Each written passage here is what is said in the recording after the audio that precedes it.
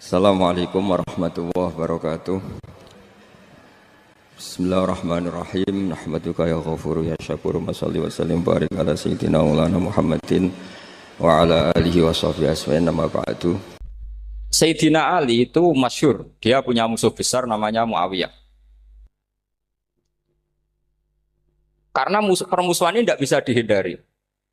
Jadi kalau dalam fikih Islam, ini anak-anak saya ajari fikih. Kalau orang mukmin membunuh orang mukmin itu hukumnya dosa besar apa kecil? Besar. Itu di bab kisos. Tapi orang fikih itu unik. Di fikih itu ada kitab sial namanya. Di takrib ada kitab sial. Dan di situ ada penjelasan mangkutila dunamali fahuwa syahid. Orang yang dibunuh karena membela hartanya atau keluarganya, itu dia mati syahid. Kalau dia posisi membunuh, maka malingnya atau penjahatnya muhaddarun damu. Gak punya hak nuntut kisos karena dia anggap gak ada artinya darah. Nah sekarang begini, suatu saat ada garong ke rumah Anda, ingin membunuh Anda karena ingin mengambil harta Anda. Anda ingin ingat status mukminnya atau status garongnya. Terus kamu mau dibunuh diam aja. Saya tidak mau membunuh orang mukmin atau membunuh orang muslim. Nah, kesulitan yang dialami Sayyidina Ali seperti itu. Orang-orang Khawarij cara berpikir, Ali ku geblek. Wong mukmin kok pengen mateni wong mukmin. Muawiyah ya geblek pisan. Wong mukmin kok pengen mateni orang. Padahal suasana sudah kacau. Ketika seorang penjahat mau membunuh yang punya rumah dan yang punya rumah ingin membunuh penjahat, itu namanya mukmin bentrok sama orang mukmin. Apa orang benar sahibul hak ingin mempertahankan haknya? Tidak sampai saya tanya. Itu sahibul hak, yaitu yang punya rumah, ingin mempertahankan haknya. Meskipun dalam duel ini kadang terjadi pembunuhan. Nah di sini ini ya, ulama ahli sunnah menyebut masalah istihadiyah. Kelompoknya Sayyidina Ali mempertahankan nyawanya, meskipun dengan cara membunuh pasukan Muawiyah. Pasukan Muawiyah juga mempertahankan nyawanya, meskipun harus membunuh pasukan Ali. Zaman itu susahnya istihad seperti itu. Tapi orang Khawarij cara berpikir enggak, ini biang keladi masalah itu Ali sama Muawiyah. Mereka malah rapat, ya sudah dua-duanya bunuh saja. Ya masyhur tuh, akhirnya Sayyidina Ali dibunuh oleh orang Khawarij. Makanya ini penting ya, pentingnya ngaji seperti ini. Jadi kamu harus dilatih berpikir nubuwah. Ya, dilatih berpikir apa? Nubuwah disebut al-ulama warasatul. Meskipun dengan cara yang ekstrim, tapi pikirannya saja, jangan perilakunya. Saya punya contoh sekian kasus, sekian tragedi. Misalnya begini, saya itu dulu punya teman, dia soleh, bisa baca Fathul Mu'in. Dia itu janggal, bilang sama saya, Gus, tidak biasanya Rasulullah itu agak-agak nyindir orang fakir. Ini kok ada hadis kadal fakru ayakuna kufrun, bahwa kefakiran itu mendekati apa? Kekufuran. Dia itu aneh sekali. Biasanya enggak biasanya Rasulullah kritik seperti itu. Walhasil ini singkat cerita, anak ini ngalami satu trauma. Dia itu miskin. Gara-gara miskin gitu jadi buruhnya orang non muslim. Dan sering disuruh nganter majikannya itu ke tempat-tempat lokalisasi. Dia mulai mikir, ini gara-gara fakir saya harus nganter orang ke lokalisasi. Mulai ingat dia, sedekah Rasulullah ini gara-gara fakir saya jadi pengantar orang ke lokalisasi. Suatu saat majikannya itu benar-benar bangkrut, malah tidak disuruh nganter. Pokoknya carikan yang cantik bawa sini. Pusing.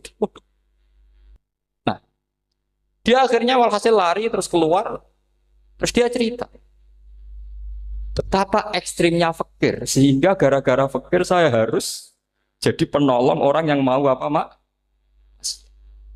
Anda boleh berpikir ekstrim, tapi ekstrim dalam melawan kemungkaran itu tadi. Saya nggak boleh jadi fakir, tapi takutnya fakir yang nanti jadi alat kemak.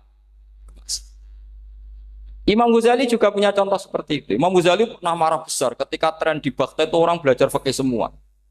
Hatta la yakuna thamma tabibun illa min ahli dhimmah, kata beliau. Sampai di Baghdad itu tidak ada dokter kecuali orang kafir dhimmah. Akhirnya kalau ada ulama sakit, saya masih ingat pas kecil, kalau ada ulama sakit itu tidak boleh dibawa ke rumah sakit. Takutnya ketemu dokter muslim, non muslim malah disuntik langsung apa? Akhirnya ulama saat itu berfatwa, orang Islam harus ada yang jadi dokter. Banyaklah gus-gus yang sekolah ke dokter. Yang masyhur ya seperti Sahal bin Abdul Fattah. Itu dulu putranya Ki Fatah yang menolong Pak Mahfud saat sembunyi.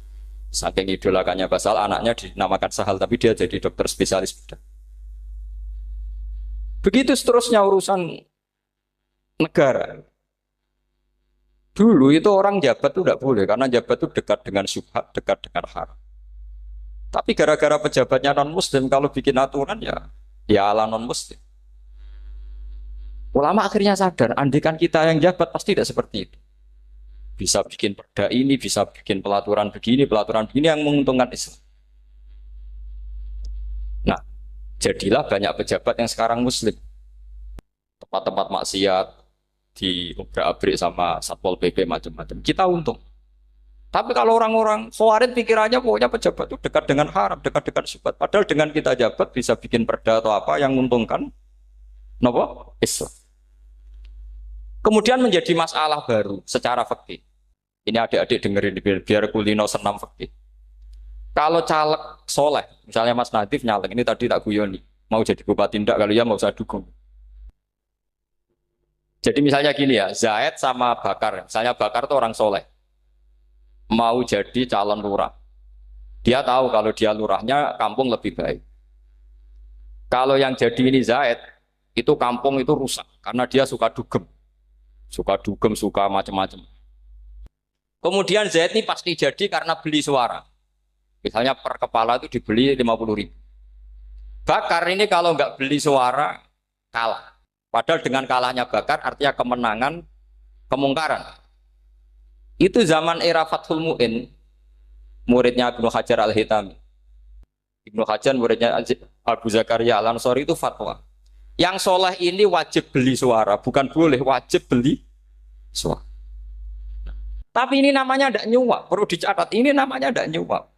Jadi tidak bisa kamu kaitkan misalnya ar-rosi wal murtasi benar. Yang nyuap maupun yang menerima suap adalah sama-sama di neraka. Tidak bisa seperti itu. Karena logikanya dibalik.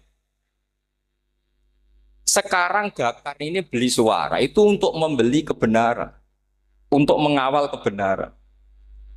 Zaid beli suara untuk menopang kebatilan. Berarti namanya Bakar ini penyuap atau pembeli kebenaran? Pembeli kebenaran. Harus dibedakan. Nah, ini pentingnya ulama. Memang nyatanya seperti itu. Yang dikatakan nyuap, riswah itu adalah membayar uang li'ib tolil hakti untuk membatalkan kebenaran atau membenarkan kebatilan. Itu namanya nyuap. Tapi kalau mengeluarkan uang untuk menghakkan barang hak dan membatalkan barang batil, itu namanya uang perjuangan. Nah ini pentingnya mikir. Jadi ulama itu mulai dulu sudah kelihatan. Nah sekarang sudah banyak orang-orang khusyuk yang biasa di masjid khusyuk. Kalau ditanya zaman akhir rusak kabeh, wong soleh-soleh wis nyuap. Kalau orang soleh ini tidak nyuap ya tidak jadi. Kalau nggak jadi mereka nggak ada yang jadi DPR, nggak ada partai Islam, habis malah Indonesia. Saya itu punya kenalan banyak pakar-pakar di Jakarta, itu cerita saya, Pak Bahar. Indonesia itu solusinya gampang. Kita ini punya Bali, punya Batam. Itu kalau Bali dimakaukan, Batam dikayakan Hollywood. Amerika kaya itu bukan karena hebat. Pornografi dijual. Tinju di Nevada itu dijual, di Las Vegas dijual. Apa saja dijual. Kok tidak kaya itu gimana? Sementara Indonesia mau aur-auran gitu sukan partai Islam. Sebenarnya Indonesia gampang, kalau ingin kaya Bali itu dikayakan Hollywood atau dikalahkan Makau jadi kota judi. Batam dijadikan kaya Las Vegas. Itu transaksinya pasti triliunan. Orang kamane wong muda dijual, judi dijual, orang tinju dijual. Tapi gara-gara ada partai Islam, nyari rumus solusi ekonomi itu yang tidak seperti itu. Akhirnya kangelan. Akhirnya rapat isu. Tapi barokah tetap barokah partai apa? Yang menangnya caleg-calegnya rata-rata ya beli. Kalau tidak beli habis. Saya bukan menghalalkan nyuap, enggak. Kalau nyuap tetap haram ila yaumil qiyamah. Tapi kalau suratul masalah seperti ini kamu mengatakan suap itu beda. Ini suratul masalah yang tidak ada kaitannya dengan Asal lawannya batil, kecuali lawannya sama-sama hak. Dua calon di kampung itu soleh sama soleh. Ini yang soleh bayar nggak boleh karena siapapun yang jadi soleh itu nggak boleh. Makanya kalau cari musuh yang dolim biar halal ya. Sekarang ya seperti itu. Kamu biasa heroik, biasa ngasih kiai kamu, ngasih hadiah kamu, biasa ngasih ibu kamu uang. Ternyata ibu kamu setelah kamu kasih uang, dikasihkan adik kamu atau kakak kamu yang nggak pernah kerja, terus kamu marah-marah, ini tidak adil. Saya yang memberi nggak dikasih, ini yang nggak kerja dikasih terus. Loh kamu biasa jadi pahlawan kok turun kelas menjadi apa? Pasien. Kamu milih jadi pahlawan apa pasien? Pahlawan. Jadi sebetulnya faham-faham ekstremis ini dari kegoblokan. Dari kegoblokan berpikir nubuah sehingga tidak punya rasa ibadah. Lah ini yang menjadi orang-orang ekstrem. Jadi korban pertama ekstremitas itu bukan sahabat tapi Rasulullah Shallallahu Alaihi Wasallam, yaitu Nabi dibilangin oleh mereka, "I'dil ya Muhammad, kamu kalau bagi harus adil." Pikiran mereka kalau adil sama rata sama. Jadi kalau pakai pikiran itu, saya minum di sini itu haram. Mau udah ikut bikin kok minum. Enak tamu, toko-toko mangan, sing masak kangelan urung. Itu jadi edan bareng. Itu sama seperti kasusnya Bahram Al-Majusi. Dia itu seorang raja kaya, punya anak cantik. Dipikir-pikir, anakku ayu dirabi nang liya rugi, sing gedhekno aku sing rumah aku dirabi wong liya. Maka dia berpikir mau dinikahi sendiri. Karena tadi melihat Mas Nadif ya orang Kenya tadi, apa Nigeria? Nigeria. Malah gak layak itu maksudnya untuk orang. Ini Mas Nadif ini termasuk harus mendukung gerakan tidak ekstrim. Nyawanya masih itu karena barokahnya beliau agak-agak gitu. Tapi nggak sampai liberal ya agak-agak pokoknya itu. Karena ketika ada gerakan ekstrim di Mesir, itu termasuk dia DPO. Ternyata setelah ada intelijen, beliau pas buka itu nggak makan dulu tapi rokok dulu. Wah ini mesti orang sekuler, nggak ekstrim. Akhirnya nyawanya sampai sekarang itu barokahnya rokok pas iftar itu pas. Nah, tanya ini masih hidup, iya mas. Ya. Ya pernah sepuh sama saya. Jadi pikiran-pikirannya Bahram itu seperti itu. Walhasil akhirnya Bahram itu menikahi anaknya sendiri. Masyhur itu dalam cerita. Jadi ceritanya itu ada seorang wali tidur di Masjid Haram sama Rasulullah ditemuin gitu. Terus kata Rasulullah, salam saya untuk Bahram Al-Majusi. Ternyata dicari-cari nggak ada Bahram lain kecuali Bahram yang berdua, bahkan anaknya sendiri mau dinikahi. Ya cara berpikir karena seperti itu. Kalau kita berbuat banyak harus dapat. Itu bahaya. Bahaya sekali karena kalau dalam teori beragama itu al yadul ulya khairum nal yadis sufla. Kalau biasa ngasih ya ngasih saja, itu heroik. Itu bagus. Jangan biasa ngasih sekarang bermental apa? Makanya saya itu kalau ngajar di pondok yang dulu pernah saya belajar di situ atau yang pernah sepuh itu, dikasih itu bingung. Karena saya ya masih waras itu. Jadi kalau dikasih itu bingung.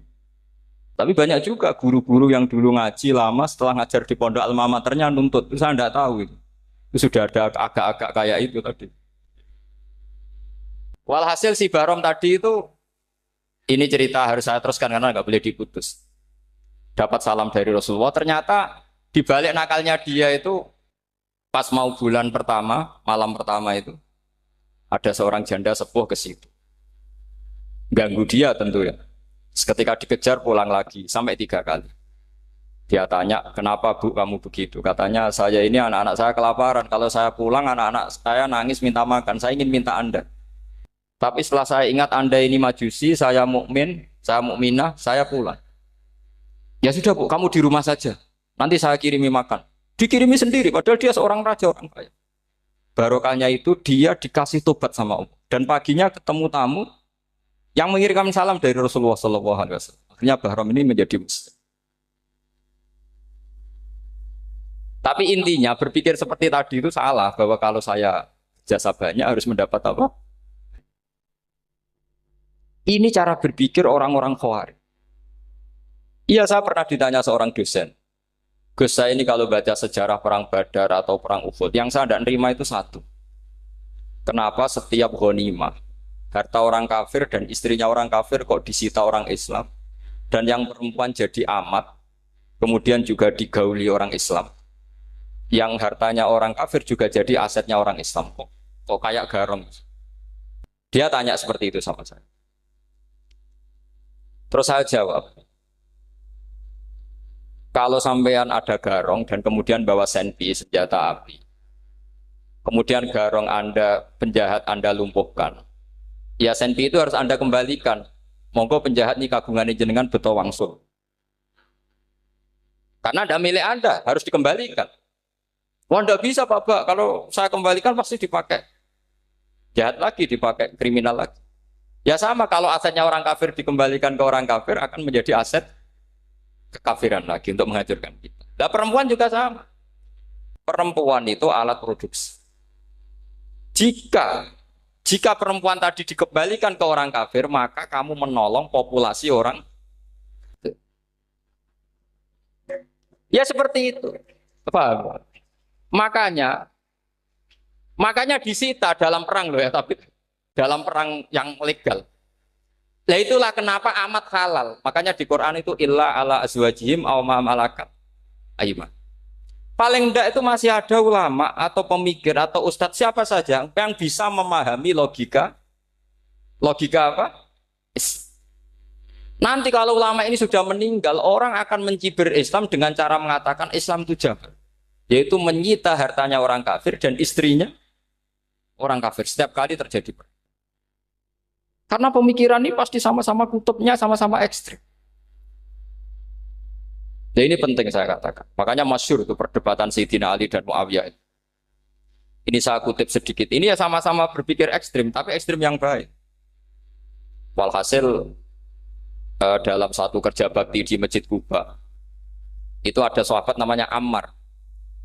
Ini di depan umum, ini penting. Kalau dalam ilmu hadis di depan umum ini penting karena nanti menjadi mutawatir. Beda dengan hadis yang Nabi ngendikan sama 1-2 sahabat, namanya hadis ahadi. Di depan umum Nabi guyon gini sama Ammar, ya Ammar waihak taktuluka alfiatul baghiyah. Ammar, kamu ini nasib kamu itu agak sial. Karena nanti yang membunuh kamu itu kelompok yang tidak benar. Alfiatul baghiyah itu kelompok yang tidak benar. Itu disaksikan sekian sahabat. Walhasil suatu saat Ammar ini ikut perang dan ikut pasukannya Ali dan terbunuh oleh pasukannya Muawiyah. Seneng Ali. Walhasil Ammar ditemuin sama Ali. Ya Muawiyah, al-ana dhuhara bi anna fi'ati haqqun wa fi'ataka baghiyah. Sekarang kelihatan siapa yang benar. Saya yang benar, kamu yang salah. Kenapa? Karena Ammar kelompokku dan terbunuh oleh kelompok kamu. Padahal kata Rasulullah yang membunuh Ammar adalah kelompok yang salah. Muawiyah pintar sekali, dia jawabnya gini, laula kama kutila Ammar. Ammar terbunuh karena bela-belain kamu. Kalau kamu tidak nyuruh dia perang juga nggak terbunuh kan. Jadi kamu ikut andil, terbunuhnya siapa? Ammar. Tapi apa kata Sayyidina Ali? Idzan qatala Rasulullah Hamzah. Kalau teori itu Anda pakai, Rasulullah pun membunuh Hamzah. Sekarang Hamzah perang karena suruhan siapa? Rasulullah. Yang membunuh Hamzah siapa? Wahsy. Kalau teori itu Anda pakai, berarti Rasulullah pun membunuh Hamzah. Terus fasa kata Muawiyah, terus Muawiyah diam. Jadi fikih pun tuh diputuskan lewat pikiran ekstrim. Tapi bukan ekstrim yang merugikan orang lain. Ya, kalau merugikan orang lain namanya sudah la dororo wa la diror. Dia menyalahi aturan. Makanya saya pernah ngaji di sini dulu ketika tahun kemarin. Fikih-fikih Islam itu punya rumus, itu ya gara-gara pikiran ekstrim sebetulnya. Saya pernah nyontohkan adalah orang tuh kalau sholat jenazah itu mayitnya di depan. Itu ulama fikih tidak ada yang punya alasan. Mau hanya bilang gini, hakadha wajadna salafan wa khulafan. Mulai dulu kalau nyolati mayit ya jenazahnya di depan. Ya hanya gitu saja, tidak punya alasan. Makanya ulama lain mengatakan tidak apa-apa jenazah di belakang, yang sholat di depan. Kenapa? Fa innaha laysat bimanzilatil imam. Memangnya jenazah imam harus di depan. Itu ya tidak ada yang bisa bantah. Bagaimana mungkin harus di depan? Oh, enggak imam kok harus. Yang harus di depan itu imam. Jenazah itu imam apa enggak? Enggak. Terus alasan kedua sholat ghaib. Kalau ada orang mati di Surabaya, Mas Nadib di sini, sholat gaib boleh enggak? Boleh. Jenazahnya di depan apa belakang? Belakang. Di belakang kan? Berarti harus enggak jenazah di depan? Ya dia mau ngakeh yang jelas kalau itu. Lah ini contoh-contoh kecil. Nah orang Khawarij itu orang yang paling tidak mau menerima otak adik seperti itu. Akhirnya jadi goblok bareng tadi. Ya makanya Rasulullah pun jadi korbannya Khawarij. Muhammad kamu harus adil. Karena pikiran mereka adil itu yang memberi banyak ya dapat banyak. Kalau pikiran nubuah tidak seperti itu. Kalau yang biasa memberi, biasa heroik, biasa baik ya biar tetap biasa memberi. Jangan dilatih jadi apa? Pasien. Ini mungkin adik-adik juga agak keberatan, tapi harus dilatih. Makanya saya itu jadi kiai itu ya mulai kecil anaknya kiai butuh kiai. Saya itu ya mulang tuh seneng. Saya tidak pernah terlintas dikasih santri atau dihormati ya enggak. Mungkin sampai mati ya enggak terlintas. Ya pikiran saya sederhana. Biasa mulang pahlawan malah sekarang pasien itu malah kayak cemen, kayak turun kelas gitu. Jadi saya terus ya enggak kepikiran sama sekali. Loh kalau saya minta sama Allah karena itu atasan saya. Makanya ada ulama yang ekstrim gini, ini kisah nyata. Ada ulama alim datang ke seorang raja. Rajanya ini soleh padahal. Ternyata pas raja itu berdoa, ya Allah saya kasih ini, kasih ini. Padahal ulama tadi itu mau mengajukan proposal. Mau minta apa gitu. Terus dia pulang ketika ditanya, Pak Kiai kenapa pulang? Ternyata raja itu minta zat yang sama yang saya mintai. Kalau raja saja masih minta, ngapain saya minta raja? Saya akan minta zat yang dimintai raja. Terus pulang dia. Wah itu ya pikiran ekstrim, tapi bagus ekstrimnya. Saya akan minta zat yang dimintai. Kalau sampean kan enggak, uteke saya les, sholat dinteni, tetap jalo. Oh, orang mikir seperti itu. Memang salah didik, salah itu tadi. Nah, ini harus dilatih. Masyhur itu ketika Nabi pas Fathu Makkah itu, orang-orang Ansor ngomentari Nabi gini, ketika Nabi sangat happy di Mekah, sangat enjoy di Mekah, kata orang-orang Ansor, Amar rojul adroka durok fatun fi ahli wa ulfatun fi asyiroti. Namanya orang pasti happy kalau di kampung halaman. Jangan-jangan Rasulullah itu nanti hidup di Mekah lagi, karena Mekah sudah dikuasai orang Islam. Beliau pasti kangen sama keluarga, sama Mekah. Tapi ya sama, ketika Rasulullah mulai ngasih itu, orang-orang Quraisy dikasih banyak, orang Ansor juga pikirannya seperti itu. Baru orang Ansor dilatih pikiran nubuwah, yaitu tadi. Mereka itu dapat kambing, dapat sapi, terus pulang. Kamu mendapat saya, milih mana? Milih Rasulullah Shallallahu Alaihi Wasallam. Sekarang kamu saya balik. Kamu punya kiai, kamu bisa memberi hadiah, memberi beliau. Suatu saat kiai Anda ini kaya raya, terus sering ngasih orang-orang yang nggak pernah berjasa. Kamu nggak pernah dikasih. Itu kalau pakai pikiran Khawarij, kiai ini salah karena ngasih orang yang tidak apa? Berjasa. Tapi kalau kamu pakai pikiran nubuah, enggak. Alhamdulillah saya tetap istiqomah memberi kiai itu. Dan alhamdulillah enggak dibales. Semoga balasannya di akhir. Ya sudah seperti itu. Kalau pakai pikiran gengsi tadi seperti itu. Masa biasa memberi sekarang posisi diberi. Saya rak turun apa? Kelas. Jadi sebetulnya pikiran ekstrim itu boleh, tapi untuk yang seperti ini bukan ekstrim yang tadi. Makanya ini disebut al-hujjat. Al-hujjat itu satu logika yang bisa mematahkan asumsi awal. Ini saya harap santri-santri matolek, putra maupun putri berpikir seperti ini. Sehingga sama. Jadi misalnya sekarang dibalik. Kalau ada orang NTT yang masih non-muslim, itu orang kafir yang harus dibunuh atau orang kafir yang harus didakwai. Mesti pikirannya itu, kalau Nabi itu ya semua yang didakwai Nabi dulu orang kafir. Nah, ketika Nabi di Mekah itu pertama ketemu orang kafir itu dibunuh atau didakwai? Didakwai. Ya berarti pilihan sekarang ya didakwai bukan dibunuh. Nah soal perang itu perang itu beda dengan membunuh. Ada janjinya, ada macam-macamnya, terus nggak ada solusi itu baru ada apa?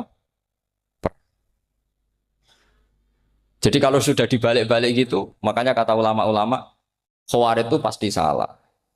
Pasti salahnya adalah kalau orang tidak benar ya dibenarkan bukan dibunuh. Kalau setiap orang kafir dibunuh, Nabi kapan jadi nabinya?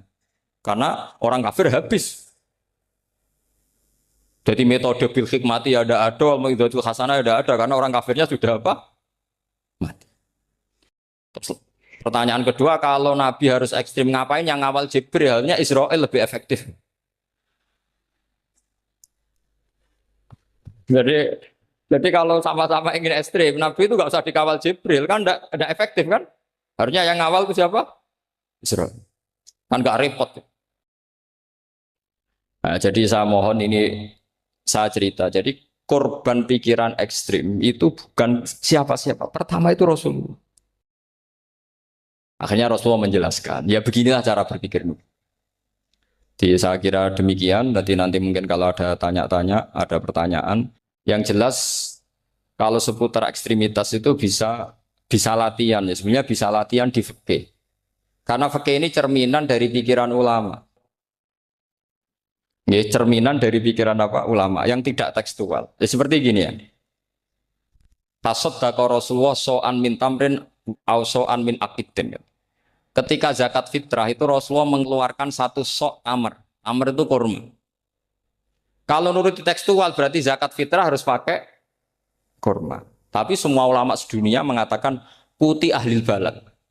Hanya dalam konteks Indonesia ya pakai apa? Beras. Berarti kata tamr diganti kut. Diganti apa? Kut. Jadi orang itu jangan diajak goblok bareng. Masa Nabi ngendikan tamr harus apa? Makanya saya pernah debat.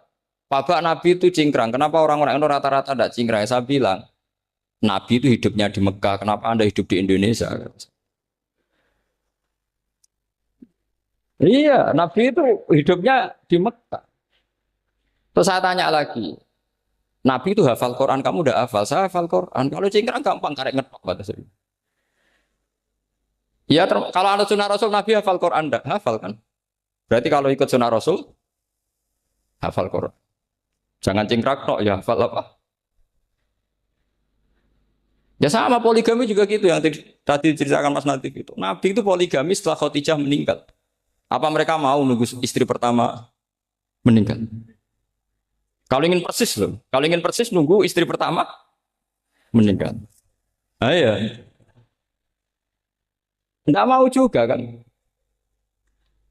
Ya biasa saja lah. Pokoknya yang dihalalkan syariat ya kita bilang halal, yang diharamkan kita bilang apa?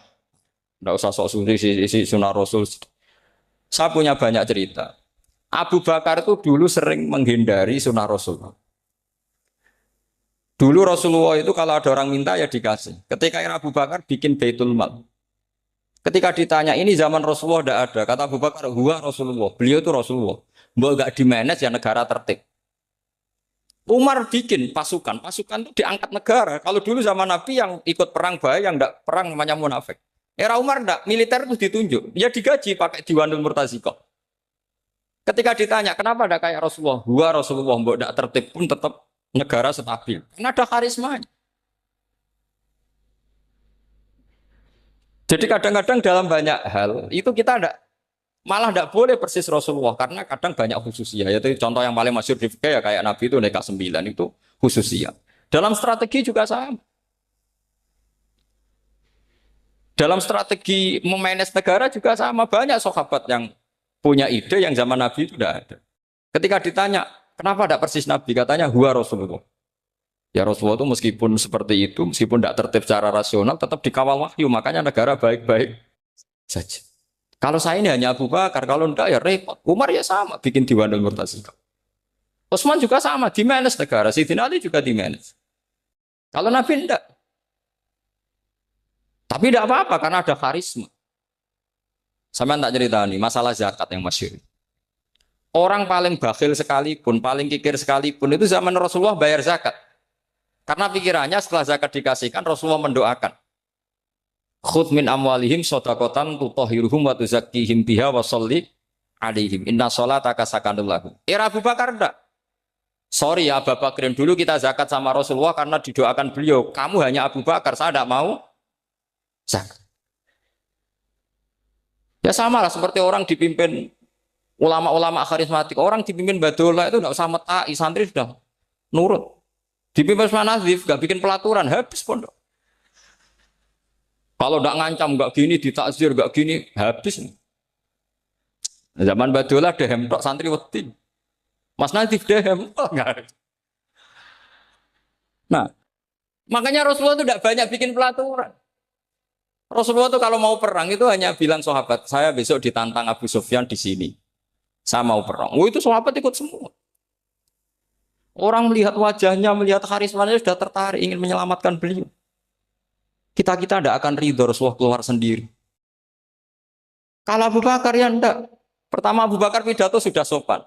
Saya memimpin kamu. Ini ketulitu alas tubuh khairikum. Saya ini memimpin kamu, tapi bukan berarti saya yang terbaik. Jika saya benar maka dukunglah. Kalau salah ingatkan. Itu pertama orang-orang bilang apa? Fawwala uqiman nakabisef. Nanti kalau Anda salah tak ingatkan pakai pedang. Ya karena hanya Abu Bakar bukan Rasul. Jika diaturlah ini ada militer, ada pengawal, ada Baitul Mal. Era Umar lebih modern lagi ada Diwanul Murtazikoh, ada macam-macam. Ya Rasulullah enggak ada. Nah sekarang orang sidik-sidik muni sunnah Rasul. Padahal ada sunnah Rasul yang khasnya Rasulullah sebagai nubuwah. Ya khasnya Rasulullah sebagai apa? Coba Nabi itu istrinya 9. Semuanya cerita tentang tahajudnya Nabi, witirnya Nabi. Apa kira-kira Mas Nadif kalau punya istri 4 ceritanya tentang tahajudnya Mas Nadif? Kan enggak. Nah, jadi saya mohon, nah, sebetulnya pikiran-pikiran ekstrim itu karena enggak mau belajar. Enggak mau belajar. Kalau mau belajar itu kata Imam Ghazali itu dalam kitab Imla, Al-Imla fi Iskalatil Ikhya itu. Fal ma'ani awsa'u minal ibarat.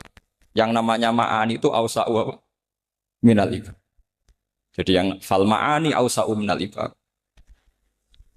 Jadi yang namanya makna itu lebih luas minal apa? Ibarat. Nah, ini contoh yang paling nyata ya Sayyidina Ali. Ketika Sayyidina Ali perang sama Muawiyah, itu Sayyidina Ali bilang, sebaiknya Muawiyah kirim delegasi, mediator. Saya juga kirim mediator. Terus orang-orang Khawarij karena tadi tekstual. Mahada ya Ali.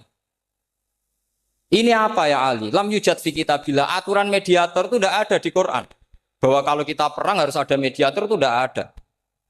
Terus Sayyidina Ali baca ayat wa in khiftum shiqaqa bainihima fab'atsu hakaman min ahli wa hakaman min ahliya. Jika lelaki dan perempuan, suami istri terjadi shiqaq, terjadi konflik, maka suami kirim satu mediator, yang pihak perempuan juga kirim mediator. Terus Sayyidina Ali ngendikan wa amru Muhammad a'dhamu min amri rajulin wa imra'atin. Urusan umat Muhammad lebih serius ketimbang urusan hanya sekedar suami dan istri. Maka kita butuh hakam, butuh mediator. Baru 4.000 orang Khawarij tobat ngikuti pikirannya Sayyidina Ali yang tidak tekstual. Sama seperti zaman Rasulullah. Ketika Rasulullah mau perang Badar, saya ini mau perang Badar kata Rasulullah. Musuh saya itu 1.000 lebih. Kalian hanya 313. Apa kita teruskan? Itu sahabat langsung bilang gini, saya itu hafal teksnya.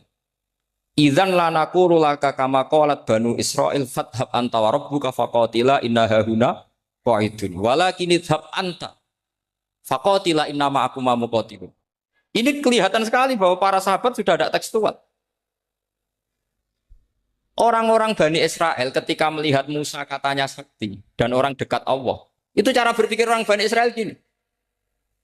Walhasil ada perintah supaya Musa itu merangi kaum Jabarin. Orang Jabar ini gagah-gagah, pikirannya orang Bani Israel. Musa kami itu sakti dekat Allah, ya sudahlah sama Allah saja sana, tak tunggu di rumah kabarnya.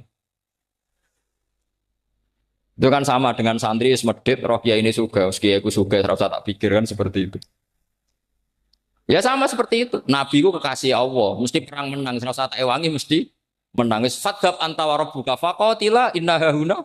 Kok itu? Ya sudah kamu berangkat saja sama Tuhan, tak tunggu di rumah. Tapi apa kata para sahabat Ansor ketika Nabi minta supaya mereka dukung di perang Badar? Langsung bilang, idzan lanaqulu laka kama qalat Banu Israil. Kita tidak akan bermental kayak Bani Israil. Ini tekstual pada enggak. Mereka punya mafhum, punya pikiran. Cara Mas Nadif punya kreatif. Bahwa ini mental yang bejat, kita tidak akan meniru seperti itu sahabat. Jadi dulu sahabat itu makna di Quran juga ada tekstual. Jadi bisa memahami. Nah sekarang orang memaksa semuanya harus tekstual. Ya meskipun tadi jangan terlalu liar terus menjadi liberal. Tapi saya tidak tahu kalau contohnya Mas Nadiem tadi pakai kondom, istiqomah tidak tahu itu pikirannya Jil apa Mas Nadiem tidak tahu saya itu tidak tahu kok sampai sembeling itu saya tidak tahu itu. Oh, lagi juga kalau tidak bisa nyontohkan yang di luar itu saya itu ya tidak tahu. Mulai dulu ilmunya yang seperti itu terus saya tidak tahu lagi. Jadi mulai dulu zaman Nabi pun itu sudah ada pikiran-pikiran seperti itu. Jadi tekstual atau harfiah itu ya enggak. Nyatanya sahabat langsung bilang idzan lanaku rulaka kama qolat banu apa? Esra. Kalau kamu berdoa itu yang tadarruk. Tadarruk itu ya yang sangat sopan wa khufya secara diam-diam atau secara enggak berlebihan. Terus hanya ayat innahu la yuhibbul mu'tadin. Allah itu tidak suka orang yang melewati batas. Itu termasuk melewati batas dalam doa karena ada unsur mendikte Allah. Saya memberi contoh tadi. Misalnya kita sebagai cowok berdoa ya Allah saya ingin punya istri cantik, sholihah, nasabnya baik, gak pernah cerewet, gak pernah apa. Itu kan nanti nyarinya juga susah.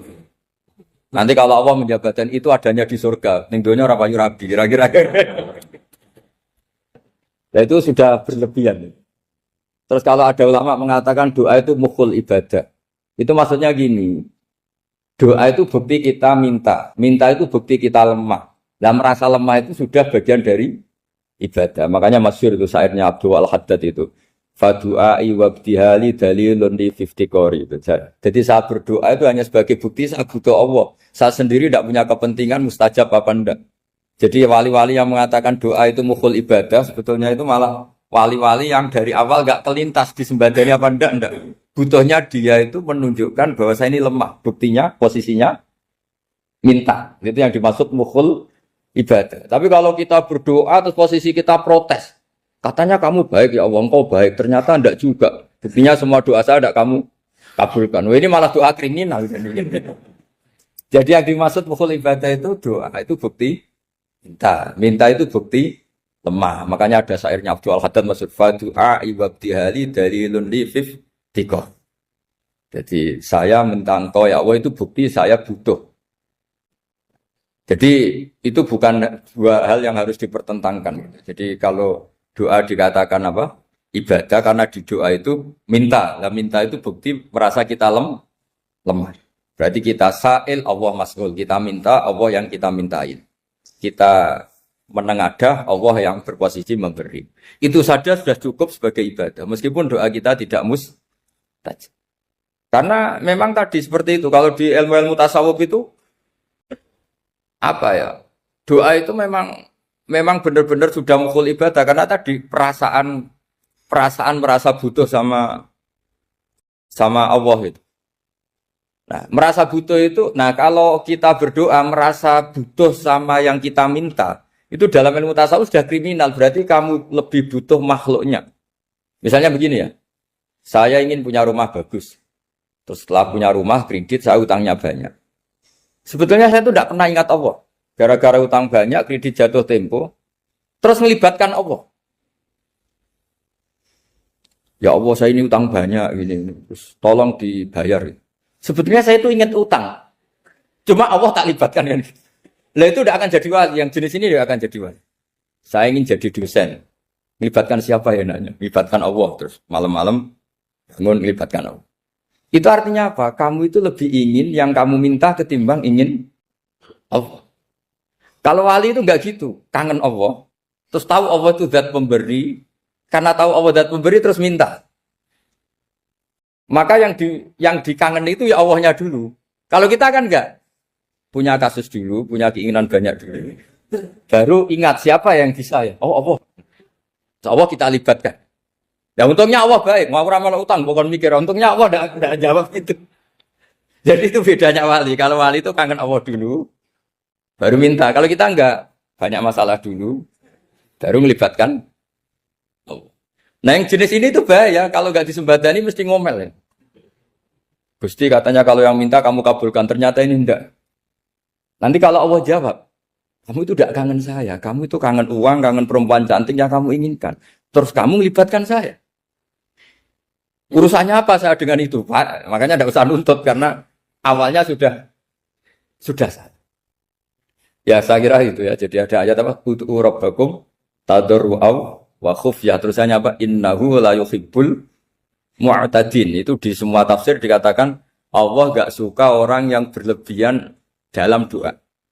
Berlebihan tadi, misalnya minta sesuatu yang terlalu besar, atau permintaan kemarin saja lanu addi syukroh, kita tidak bisa memenuhi mensyukuri, sudah minta lagi.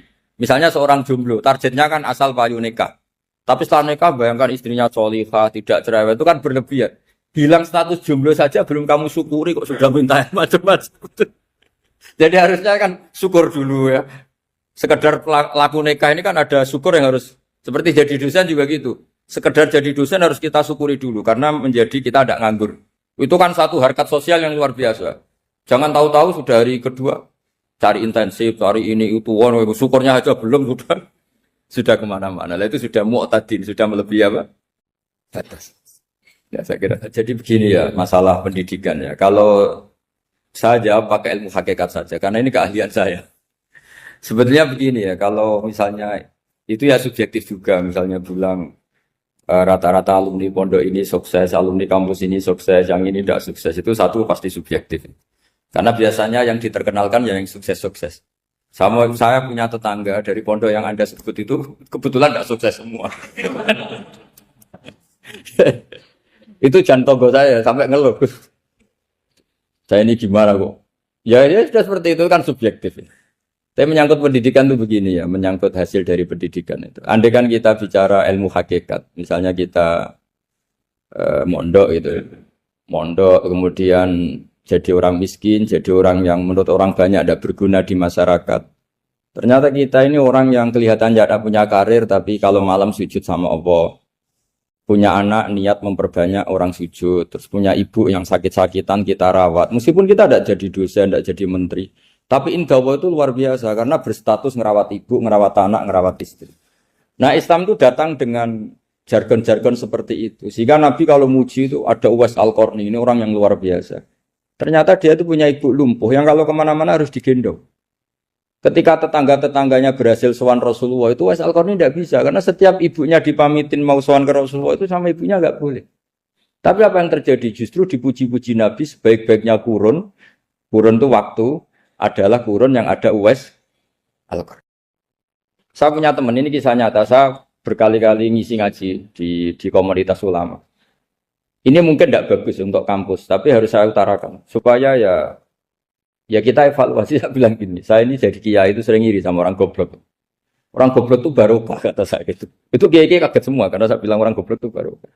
Saya beri contoh gini, misalnya saya pinter, terus juara MTQ, juara hafal Quran atau juara baca Quran secara tartil.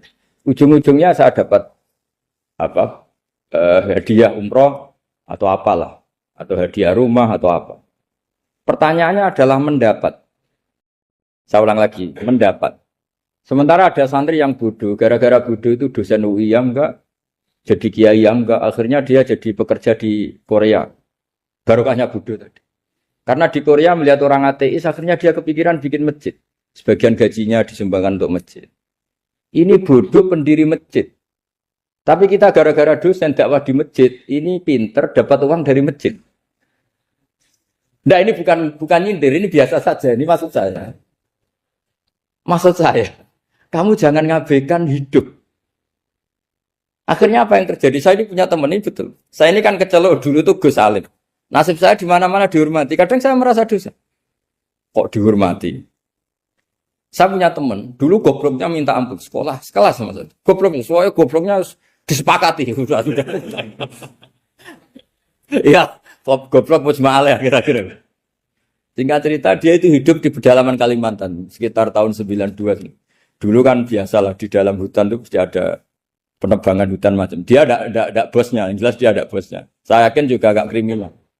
Karena dia tidak yang illegal logging. Pokoknya ditakdir dia hidup di tengah hutan. Ikut orang. Setelah itu dulu gak ada HP. Sering kirim surat ke saya, Gus, saya ini hidup di tengah hutan. Tapi saya ini muslim, pernah mondok. Kalau gak bikin Jumat itu gak enak. Bikinlah dia Jumatan. Nah karena dia pernah ngaji fikih Syafi'i, kalau Jumatan gak ada orang 40 itu harusnya zuhur, tidak Jumatan. Tapi orang yang kerja di situ gak mau. Wong dino Jumat kok zuhuran loh Pak. Kalau dino Jumat ya Jumatan ya. Tanya saya, Gus itu kalau ada kaulnya enggak supaya Jumatan enggak orang 40 sah. Singkat cerita dia lama-lama jadi pendiri masjid di situ. Dia punya sedikit gaji ya dipakai masjid, punya sedikit tanah diwakafkan untuk masjid. Artinya apa? Indawa ini banyak orang bodoh, ternyata di komunitasnya dia muassis, pendiri, pemberi. Sementara kita yang keceluk pinter, dapat umroh, dapat bonus. Kira-kira nanti kita ketemu Allah. Kamu pernah nyumbang Islam apa? Yang bodoh jawab, oh nanti Gusti bikin masjid di pedalaman. Kita yang pinter. Kayaknya kalau memberi, enggak lah Gusti. Reputasinya mendapat. Ketika Nabi memenangkan perang Badar, itu ada Asra Badrin, tawanan-tawanan perang Badar. Nabi suka musyawarah, suka rembukan. Ya Abu Bakrin, menurut kamu tawanan ini diapakan? Kata Abu Bakar, hum asyiratuka. Mereka itu keluarga engkau, orang-orang Quraisy. Ya dibebaskan saja. Pakai tebusan. Nanti uang itu kita kelola supaya jadi penguat Islam. Dan orang-orang ini merasa hutang jasa karena harusnya dibunuh tapi kita bebaskan. Terus tanya, bagaimana kamu ya Umar menurut kamu? Kata Umar, ini kan orang-orang yang dulu ingin bunuh kamu. Yang ingin menghabisi jenengan, ingin dan sudah ngusir jenengan. Ya setelah ketangkap ya dibunuh kok repot. Apa kata Rasulullah? Rasulullah spontan ngendikan, innama salaka ya Abu Bakrin kama sali Ibrahim. Kamu ibarat kayak Nabi Ibrahim. Izqala faman tabi'ani fa innahu minni wa man asani fa innakal ghafurur rahim. Jadi Nabi Ibrahim itu unik. Melihat umat itu sesyafakoh itu. Syafakoh itu banget sayangnya. Nabi Ibrahim cara berpikir, faman tabi'ani fa innahu minni. Orang yang ikut saya ya Allah pasti golongan saya. Tentu layak masuk surga. Wa man asani, orang yang mendurhakai saya, fa innakal ghafurur rahim. Engkau Maha Pengampun. Bukan yang mendurhakai langsung masuk neraka, enggak. Engkau Maha Pengampun. Wa masalu kaya Umar kama salin Nuh. Isqala rabbi la tadzar ala ardi minal kafirin dajjara. Umar, kamu mirip Nabi Nuh. Inginnya semua orang kafir dihabisin.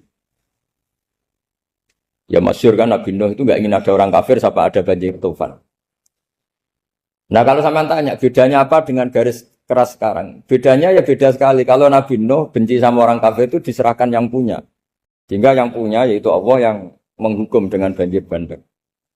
Tapi kalau kita kan kadang kita bertindak sendiri. Jadi potensi disalahkan. Yang jelas dalam hadis-hadis sahih, Nabi Nuh itu tidak bisa mensyafaati karena itu. Ketika diminta syafaat, ini hadis sahih bukan ada di Bukhari, ada di Muslim. Karena biasanya kalau di kota itu ditanya, ini sahih enggak? Untungnya yang tanya kadang enggak paham, ini alhamdulillahnya. Jadi wah repot. Nabi Nuh itu diantara sebabnya nggak bisa mensyafaati adalah pernah corong Jawa maksudno kaume. Kalau dalam bahasa Arab itu da'a li Zaidin berarti mendoakan positif. Kalau da'a la Zaidin mendoakan negatif. Kalau orang Jawa itu ada doa, ada pasot.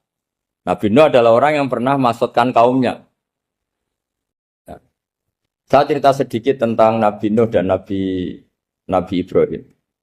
Nabi Ibrahim dianggap tadi cerminannya Abu Bakar dianggap niru Ibrahim, cerminannya Umar dianggap niru Nabi siapa? Nabi. Lalu kalau sampean tanya, bedanya gimana? Begini logikanya. Kita mengkaji secara akademik begini. Ada ulama besar namanya Abdul Hasan Asyadzili, itu masyhur di Indonesia menjadi Thariqah Asyadziliyah. Terus ada seorang muridnya minta gini, ya Abdul Hasan Asyadzili, tolong saya dikasih ijazah supaya saya tidak pernah maksiat di bumi ini. Karena saya takut sama Allah. Kalau saya maksiat itu merasa tidak nyaman dengan Allah. Abdul Hasan Asyadzili ini malah marah besar. Atuhibbu alla tadhhara maghfiratu.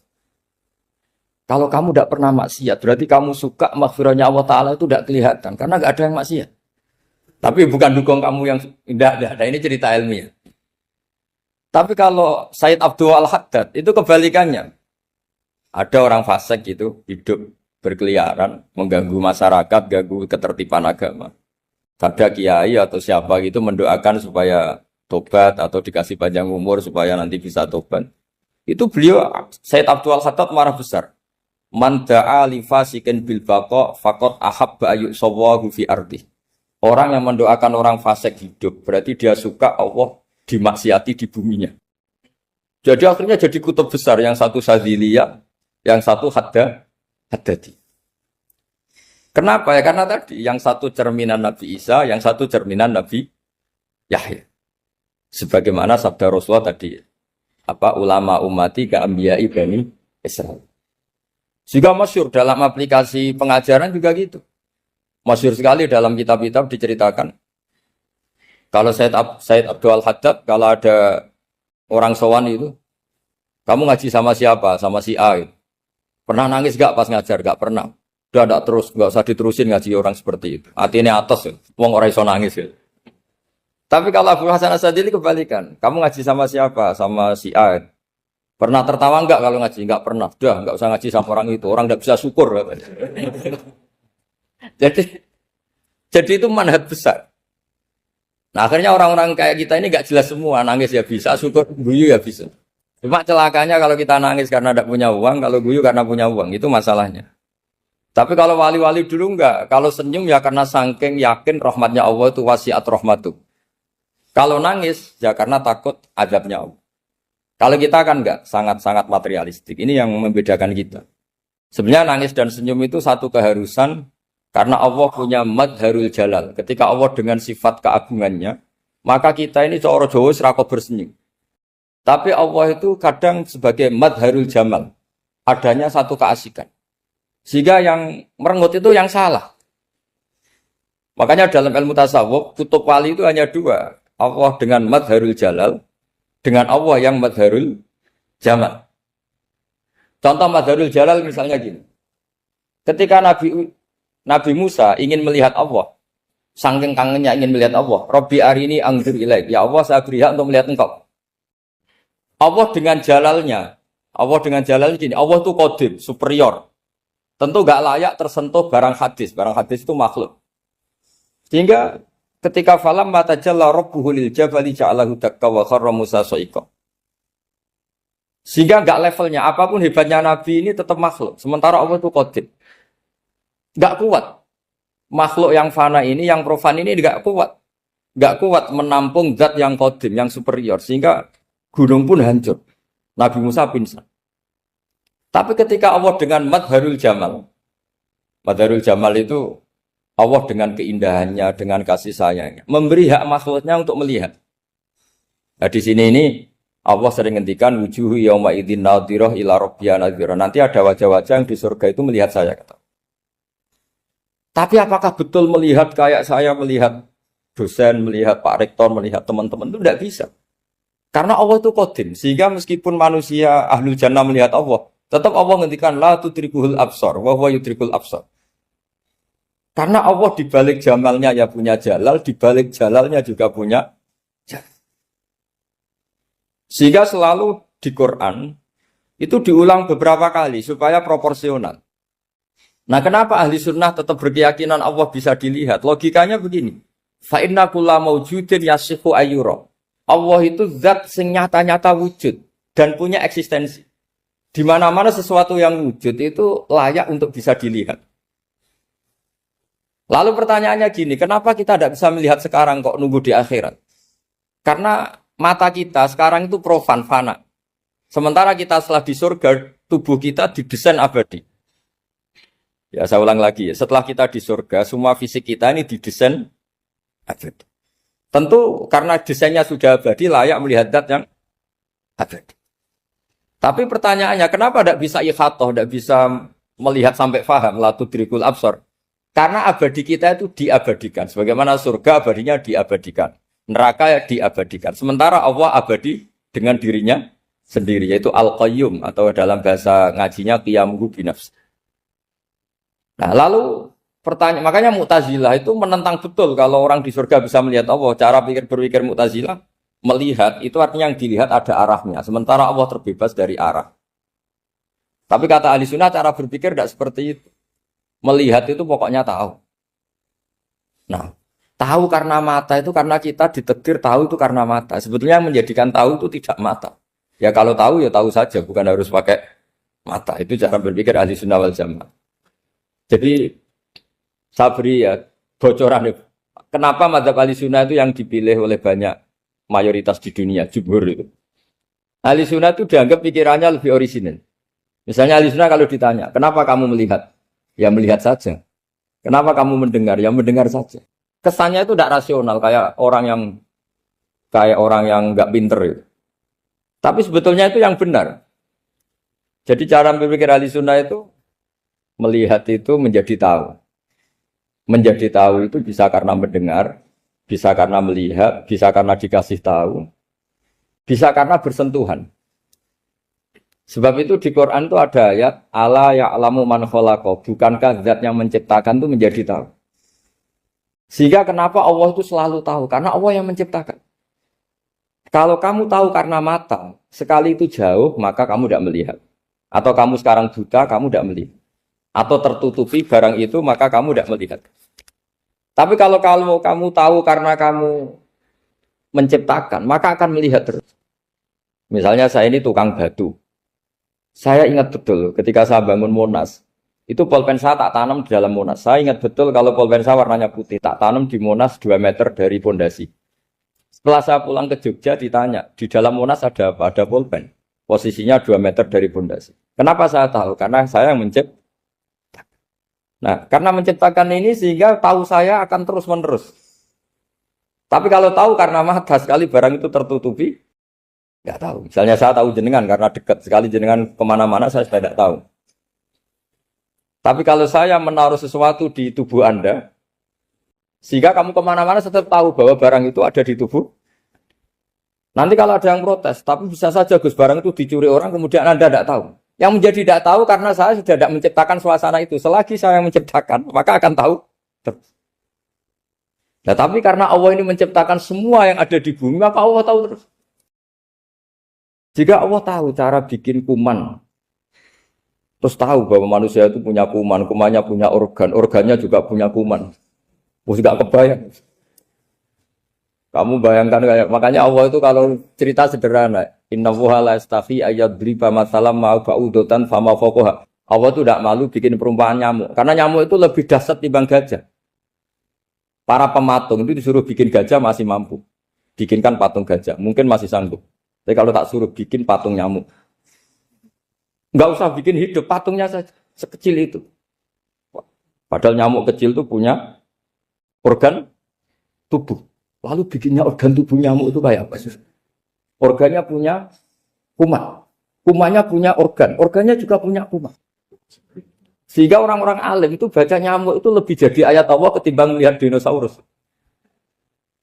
Tapi sekarang orang itu nggak tertarik ceritanya. Jadi beda perasaannya orang alim sama orang awam. Kalau orang awam tuh melihat mukjizat kan yang dasar-dasar kayak dinosaurus, gajah, wow gitu. Kalau orang alim nggak, malah melihat nyamuk. Kealiman seperti itu terjaga di umatnya Muhammad, di umatnya Rasulullah Muhammad SAW. Karena ketika umat ini nggak ditumbuhi para nabi, itu Allah menjamin Muhammad, ulama umatmu nanti punya kemampuan seperti nabi. Tentu tidak dalam keutamaan ya, keutamaan tentu nggak sekelas sama nabi. Kenapa itu terjadi? Karena tadi para nabi ini mewakili sekian. Kalau kita sangat mencintai Indonesia, maka kita akan tegas siapapun yang ingin menghancurkan Indonesia. Itu kira-kira cerminan Nabi Nuh. Kalau kita sangat mencintai Allah, maka kita akan benci sebenci-bencinya sama orang yang mendurhakai Allah. Tapi masalahnya, Allah yang kita cintai itu memaklumatkan diri kalau bersifat ghafur, pengampun. Sehingga kalau kita terlalu kasar, ini kan yang kita cintai bersifat ghafur kok kita kasar. Di sini Nabi Ibrahim. Beliau sangat mantau sekali sama yang durhaka sama Allah. Tapi mau mantau gimana? Zat yang mengajarkan itu bersifat ghafur. Maka kita mau tidak mau. Makanya ada riwayat mengatakan takhallaku bi akhlaqillah, kamu bertata krama kayak akhlaknya Allah. Akhirnya ya sudah, kita mau apa coba? Kira-kira kalau kamu mencintai seseorang, itu potensinya akan dua, protektif. Ada telepon, itu dari siapa? Cewek atau cowok, protektif. Itu bukti cinta apa bukti suudon, kan tidak tahu. Tapi misalnya kamu cinta perempuan terus, WA-an sama lelaki gak apa-apa, jalan sama lelaki gak apa-apa, sama masa lalunya pacarnya juga gak apa-apa. Itu cinta apa pembiaran? Kan sama-sama gak jelas. Nah kira-kira mencintai Allah itu kira-kira analoginya seperti itu. Kalau yang satu protektif, Allah harus zat satu-satunya yang disembah. nggak boleh didurhakai, nggak boleh dikhianati kok. Sehingga ini sangat keras sekali. Nah, ini Nabi Nuh. Di sini ada Nabi Ibrahim karena orang yang zat yang kita cintai bersifat ghafur. Jika kalau kita terlalu tegas beda dengan sifatnya Allah yang bersifat ghafur. Nah, umatnya Nabi seperti itu mulai dulu. Ada yang moderat, ada yang keras, ada yang setengah keras, setengah moderat. Ada yang ngambil sikap, urip mangan turu, ngenteni mati. Itu lebih baik itu timbang punya istihad tapi gak jelas, mendingan. Itu ada riwayatnya. Suatu saat ibadah akhir umatku terbaik adalah tidur. Maksudnya tidur itu gak ngambil sikap, masyhur itu. Saya beri riwayat yang ada di Bukhari Muslim. Satakunu fitanun. Al-qa'id fiha khairun nal-qa'im wal-qa'in fiha khairun nal-masi wal-masi fiha khairun nas-sa'i. Nanti di akhir zaman itu banyak fitnah. Kata Rasulullah, yang duduk lebih baik ketimbang yang berdiri. Yang berdiri lebih baik ketimbang yang jalan. Yang jalan biasa lebih baik ketimbang yang jalan bergegas. Man tasyarrafa laha tastasrifu. Fitnah itu adalah siapa yang terlibat maka akan semakin parah. Sehingga semenjak itu ulama berpikir nanti di akhir zaman kalau ada fitnah, itu sebaiknya orang ngambil sikap sepasif-pasifnya. Secuek-cueknya. Jadi semua syurahul hadis sepakat makna hadis ini apa? Orang disuruh sikap secuek-cuek. Misalnya pilihan presiden. Contoh kecil pilihan presiden. Mungkin para intelektual nggak merasa, tapi kalau ulama itu cara berpikir beda. Pilihan presiden, kamu fanatik milih A, yang satu fanatik milih B. Ya presiden atau bupati atau gubernur. Terus yang satu bilang gini, wah kalau nggak di presideni A, nggak di bupati A, nggak di gubernur A, negara ini rusak. Mungkin betul dari segi jejak rekamnya A ini bagus. Tapi pertanyaannya secara tauhid, bagaimana Anda menggantungkan kesejahteraan sama makhluk? Kamu nggak pernah terusik begitu kan para intelektual? Itu kan melukai. Bagaimana mungkin Anda menggantungkan kesejahteraan dengan seorang makhluk? Wah kalau di presiden A pasti Indonesia makmur, kalau bupati A pasti Sleman makmur, pasti Bantul makmur. Nah, bagaimana mungkin makhluk yang sedang soleh kamu pastikan selalu soleh? Wong dia makhluk bisa berubah. Sementara yang B misalnya fasik, wah kalau dipimpin B pasti rusak negara. Bagaimana kamu pastikan B yang fasik selalu fasik? Biar saja dia husnul Fatimah. Yang fasik pas mimpin jadi soleh, yang soleh pas mimpin jadi fasik. Akhirnya ulama karena tahu sifat manusia itu berubah dan kendali di tangan Allah. Sikapnya nggak jelas. Saya ini termasuk orang yang terkenal nggak jelas. Karena kalau ditanya, Gus sampean milih presiden mana, bakti mana? Sanut pangeran sing dadi ya kula yalin. Wah, anut pangeran yo kacau. Wah, luwih kacau menan anut pangeran kan. Ini kan sudah tidak sambung karena pikirannya ulama. Memang nggak beda, cara berpikir ulama itu beda. Bahkan bapak saya itu kalau didik saya itu begini. Kalau meseli saya atau ngirim saya dulu itu kan pakai mes. Ini uang kamu 500.000 untuk kamu. Mesti ditambahi 100.000 ini untuk buat jajan sama teman-teman. Mesti ada uang pokok, ada uang sodako. Dulu saya sering tanya, kenapa bapak sangat menghormati teman-teman saya? Kata bapak, kowe mondok aku ora iso nyukupi, sing iso nyukupi ya kanca-kanca. Ternyata betul, rata-rata anak kuliah atau anak mondok, uang pribadinya kan 8 hari dari dikirim sudah habis. Berarti kan masih 22 hari kok bisa hidup itu kan barokahnya teman-teman itu. Malah yang agak beling itu 1 hari sudah habis, berarti ada 29 yang bergantung sana sini. Sehingga Nabi dulu cara ngendikan tuh unik. Kata Nabi, da'un nasa yarzuqu wahu ba'duhum ba'du. Manusia barnawa, enggak saling memberi rezeki. Ketika ada collab, Medina itu pernah collab, terus sekarang pernah defisit. Beberapa pakar ekonomi datang ke Rasulullah, ya Rasulullah, sa'ir, tolong dikasih harga standar. Tapi apa jawabannya Nabi? La tusa'iru fa inna Allaha huwal musa'ir. Kamu jangan kasih harga, Allah sendiri yang menentukan harga itu. Terus kata Nabi, kenapa engkau begitu ya Rasulullah? Ini negara harus ditentukan harga karena gini-gini. Kata Nabi, saya tidak ingin ketemu Allah dalam keadaan dolim. Tapi ini tentu di teori ilmu modern ini masalah. Tapi menurut orang modern. Tapi kalau menurut ilmu hakikat itu nggak akan masalah. Misalnya, kenapa Nabi tidak menentukan harga dalam keadaan negara seperti itu? Jawabannya pakar-pakar hakikat. Ya saya ulang lagi pakar-pakar hakikat. Begini, misalnya ada orang menimbun. supaya nanti harganya mahal. Ya. Terus ditimbun terus sampai nunggu harganya mahal. Lama-lama dia sadar kalau timbunannya nggak ada gunanya karena ternyata orang nggak beli. Nah, ketika orang nggak punya kemampuan beli, yang menimbun juga nggak punya uang. Nah, tapi kalau sampean tanya, tapi Gus nak tuku barang pokok kan kita mati karena kehabisan stok. Itu masalah tauhid Anda. Bagaimana mungkin kamu bayangkan seorang makhluk tidak bisa hidup atau nggak dapat rezeki? Nabi itu orang yang sampai ke derajat hakikat dari tidak pernah bayangkan gitu. Salah sampean jadi orang yang tauhidnya masalah. Sehingga terus bayangkan, wah kalau negara ini kayak, wah kita makan apa? Kalau negara nggak stabil, wah kita gimana? Itu tidak bisa seperti itu. Dulu ketika kita dijajah Belanda, itu kiai-kiai kita, Mbah Hasyim Asy'ari, Mbah Ahmad Dahlan, mondoknya di Mekah. Sampai alim alama, dua beliau, Mbah Hasyim sama Mbah Ahmad Dahlan itu ngajinya sama-sama Syekh Khotib Minangkabau. Cuma Mbah Hasyim lebih menekuni ke Syekh Mahfud Termas, yang satu menekuni Syekh Khotib Minangkabau. Jadi dua beliau itu ngaji di guru yang sama. Mbah saya, buyut saya itu ya sudah mondok Mekah. Zaman dijajah Belanda. Sekarang kita agak dijajah, agak mondok di sana. Buyut saya itu zaman itu sudah haji. Buyut kelima saya. Itu dulu kalau ingin cari tempat yang teduh, itu masuk ke gua. Itu masuk gua itu hanya kepalanya saja. Kakinya masih di luar. Karena gua di Arab tidak seperti gua di sini. Kalau gua di sini kan orang bisa masuk semua. Kalau gua Arab kan hanya celah-celah batu-batu besar. Sehingga ketika Rasulullah hijrah ke Madinah, singgah di Gua Sur, kata Abu Bakar gimana? Andai kan ada orang kafir di depan gua. Kata Abu Bakar gimana? Andai kan mereka melihat kakinya, pasti melihat kita. Karena gua di sana itu satu tubuh tidak bisa masuk penuh. Kalau gua di sini kan ada yang mobil saja bisa masuk. Nah itu bahasa ya kalau mau istirahat itu masuk gua, separuh badan di dalam gua, separuhnya masih di. Nah sekarang terus kita bilang, wah kalau kita negara tidak stabil, kita haji kemana dulu? Zaman dijajah Belanda kita.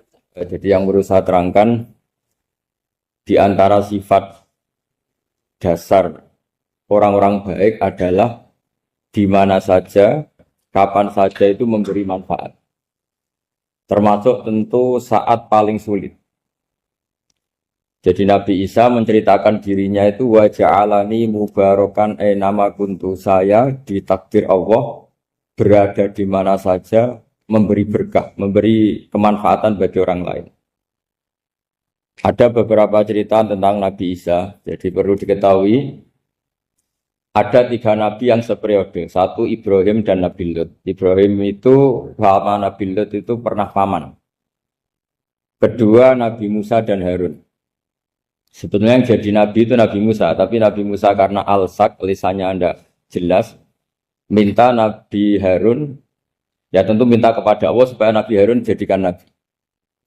Terus ketiga, Nabi Isa dan Yahya. Yahya bin Zakaria, terus Isa ini pernah keponakan Zakaria. Kira-kira kalau di Jawa ya misanan antara Yahya dan siapa? Isa. Jadi ada 3 nabi yang seperiode. Tapi yang paling berkompeten, yang sederajat kira-kira seperti itu hanya Isa dan Yahya. Karena Nabi Lut dan Nabi Ibrahim itu beda level. Karena Lut ini pernah keponakan, jadi hubungannya kira-kira yang murid dan guru. Terus Musa dan Harun itu juga nggak level, karena Nabi Harun ini jadinya Nabi itu atas permohonan Nabi Musa. Sehingga meskipun Harun itu kakaknya, tapi nggak berani bantah. Jadi Nabi Musa itu dalam cerita, beliau itu alsak. Alsak itu lesannya agak kedal. Tapi ini alsak yang barokah. Jadi dulu ceritanya Musa kecil karena dia seorang Nabi, beliau seorang Nabi. Itu kalau melihat Fir'aun itu mantelnya bukan main. Padahal kecilnya dirawat Fir'aun. Singkat cerita mulai kecil sudah usil. Kalau melihat Fir'aun itu ya jenggotnya dipakai mainan. Pokoknya nakal. Lama-lama Fir'aun curiga, dasar orang Israel. Nabi Musa ini turunan Israel. Lama-lama Fir'aun itu yakin kalau itu sengaja. Akhirnya Fir'aun mau membunuh Musa. Terus kata istrinya Fir'aun, Musa itu masih anak kecil. Jadi seperti itu ya bawaan anak kecil, bukan bawaan kebencian terhadap orang Kipti, orang Mesir. Kalau dalam bahasa kitab kuno Mesir itu Egypt Al-Qibti. Makanya disebut Maria Al-Qibtiyah. Kalau orang sekarang bilang Egypt itu bahasa kunonya Mesir itu Al-Qibtiyah. Nah, memang secara bahasa Arab Mesir itu nggak mungkin, bahasa Arabnya Mesir itu nggak mungkin karena Misro itu maknanya kota. Jadi kalau kamu bilang kamu kemana ke Misro, ke kota, lah ya kota mana? Ya kota Mesir itu bisa debat kusir.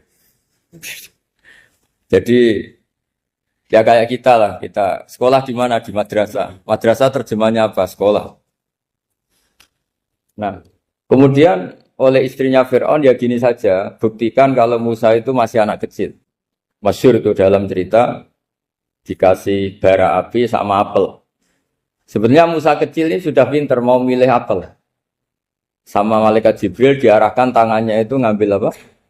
Bara api terus dikunyah. Itu yang menyebabkan lisannya Musa itu alsak, agak pelat. Nah ketika jadi Rasul itu akan repot karena nanti harus pakai penerjemah. Jadi seorang Rasul tapi lisannya tidak apa? Cakap. Akhirnya Nabi Musa realistis ngendikan ketika diutus wa akhi Harun wa afsahu minni lisanan fa arsilhu ma'yarid ayyusaddiquni inni akhafu ayyukadzibun. Ya Allah, saudara saya Harun itu lisannya lebih fasih. Tolong jadikan dia Rasul sebagai penguat saya. Akhirnya Allah mengabulkan doanya Nabi Musa, kemudian Harun dijadikan sebagai apa? Rasul. Sehingga meskipun satu angkatan, Harun dan Musa ini enggak level. Artinya enggak level itu ya Harun yang takut Musa. Terus ketiga ini Nabi Yahya dan Nabi Isa. Ini umurnya ya seangkatan, kecerdasannya, jadi nabinya sama-sama mulai kecil. Kita tahu Nabi Yahya termasuk yang diberi khitab Allah, ya Yahya khudil kitab bi quwwah wa atainahu hukma sobiyya. Yahya berpeganglah kitab secara kuat dan dia saya kasih kenabian ketika kecil. Sama dengan Nabi Isa yang disebut wa yukallimun nasa fil mahdi wa kahla. Sehingga karena selevel dua nabi ini menjadi figur besar dalam manhaj, dalam metode dakwah. Dua karena masih misanan tadi, kalau Jawa kira-kira mirip misanan. Dua nabi ini kalau memilih satu kampung, itu kalau Nabi Yahya itu milih kalau singgah di satu kampung, Nabi Yahya mesti tanya, orang sini yang paling soleh siapa, yang paling baik siapa. Ya terus singgah atau nginap di rumahnya orang baik tadi. Tapi kalau Nabi Isa enggak, orang sini yang nakal siapa, yang paling beling siapa. Terus Nabi Isa singgah di situ. Akhirnya ada pertanyaan dari Nabi Yahya, lima tanzilu ala syirarin nas. Kenapa kamu selalu singgah di orang-orang nakal? Syiror itu orang-orang nakal. Masyhur itu Nabi Isa menjawab, ana tabibun udawil mardo. Di mana-mana Nabi itu ibarat seorang dokter, kerjaannya tentu menyembuhkan orang-orang yang apa? Sakit. Jadi dua nabi ini sering berdebat, tentu debat yang baik, dan itu menjadi cara Jawa itu punjeri ilmu. Jadi manhaj ilmu besar antara Yahya dan Isa. Begitu juga Nabi Yahya itu kelihatan agak rileks, panik, saking takutnya sama Allah. Kalau Nabi Isa itu rileks, pokoknya kumpul orang-orang nakal itu ya rileks. Akhirnya ada dua pertanyaan sekaligus nanti jadi dua manhaj. Kenapa kamu sering sering kalau bahasa Arab itu abasa ya. Terus yang Nabi Yahya balik bertanya, kenapa kamu sering senyum, sering tertawa? Kenapa memangnya terus? Ka'annaka ta'manu min makrillah. Kamu sering senyum kayak kami sudah terbebas dari azab Allah, dari ditegur Allah, seakan-akan kamu orang paling benar yang enggak akan salah.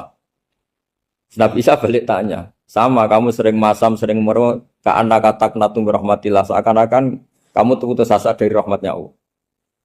Sehingga kemudian itu jadi manhaj besar. Kalau terlalu senyum, ya dianggap orang yang kayak nggak punya perasaan dosa.